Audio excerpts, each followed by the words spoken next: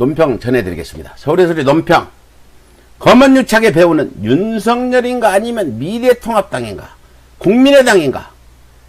지난 17일 이른바 검언유착 의혹의 힘 당사자인 이동재 전 채널A 기자가 이철 밸류인베스트 코리아 대표에게 유시민 노무현재단 이사장의 비리 의혹을 제보하지 않으면 형사상 불이익을 받을 수 있다며 협박한 혐의로 결국 구속되면서 그동안 윤석열 검찰총장의 수사 방해로 인해 답보 상태에 머물렀던 검언유착 수사가 다시 속도를 낼 수 있을 것으로 보입니다.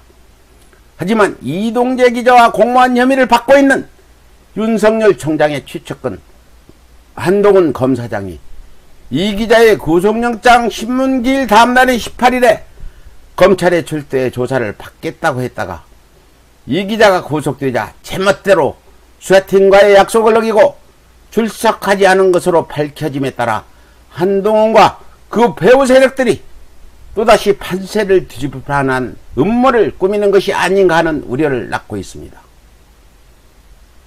더군다나 오는 24일에는 검언유착 사건의 수사 적절성과 기소 여부를 논의하는 대검 검찰수사심의위원회 소집이 예정되어 있는 만큼 검찰 수사팀은 심의 개최 전에 수사의 필요성을 입증하기 위해서는 반드시 한동훈 검사장에 대한 조사가 필요하기에 한동훈의 불출석은 다분히 의도적인 수사 방해라고밖에 볼 수 없을 것입니다.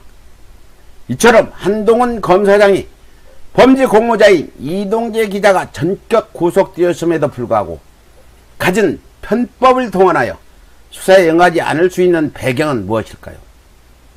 더욱이 이 기자에 대한 구속영장을 발부한 김동연 판사는 검찰 고위직과 연결하여 피해자를 협박하려 했다고 의심할 만한 상당한 자료들이 있다고 밝혔을 만큼 범죄 혐의가 명확함에도 불구하고 한 검사장이 이토록 뻔뻔스럽게 버틸 수 있는 것은 아마도 그 누구도 무시 못할 거대한 권력이 뒤를 바치고 있을 것이라고 밖에 볼 수 없을 것입니다. 그도 그럴 것이 지난 17일 통합당과 국민의당은 오는 21일경 국기 본회의를 앞두고 추미애 장관에 대한 탄핵 소추안을 공동 발의하기로 결정하면서 본격적으로 윤석열 사단 지키기에 돌입한 모양새입니다. 이뿐 아니라 통합당은 과거 자유한국당 시절인 지난 1월에도 수사 방해와 인사학살이라는 명분으로 추 장관에 대해 탄핵 소추안을 발의해 자신들이 윤석열 총장의 뒷배임을 이미 자처한 바 있습니다. 이렇듯 윤석열 검찰총장은 갖은 불법적인 수단과 편법을 동원해 정치공작 주범인 한동훈 검사장을 지키는 것과 동시에 추구 언론은 물론 미래통합당과 국민의당 또한 공동전선을 구축하면서까지 직권남용과 범죄은닉 혐의로 사퇴 압력을 받고 있는 윤석열 사수작전에 본격적으로 나선 것입니다. 그런데 말입니다. 미래통합당과 국민의당은 단순히 윤석열 총장이 촛불정부와 대립하고 있기 때문에 윤석열 지킴이를 자처하고 나선 것일까요? 이에 대한 답은 검언유착 정치공작으로 인해 총선에서 가장 큰 이득을 보는 자가 누구인지를 상식적으로 따져보면 어렵지 않게 떠올릴 수 있을 것입니다. 그렇습니다. 검언유착 정치공작이 성공했을 경우에 그 최대 수혜자는 한동훈도 윤석열도 아닌 바로 미래통합당과 국민의당이 될 것이라는 것은 그 누구도 부인할 수 없을 것입니다.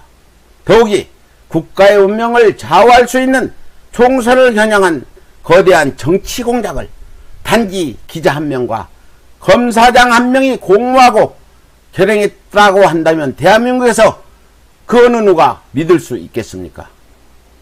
자금 검언유착에 의한 정치공작 사건의 수사가 진행되고 있는 만큼 미리 그 결말을 속단할 수는 없겠지만 수사가 지극히 상식적이고 정상적으로 완결되어 그 배후가 명명백백히 밝혀지는 날이 바로 이 땅의 적폐들이 전멸하는 날이 될 것이라는 것은 자명해 보이는 만큼 법무부와 검찰 수사팀은 그 어떠한 방해 공작도 개의치 말고 국민만을 바라보며 굳건히 나아가시길 바랍니다.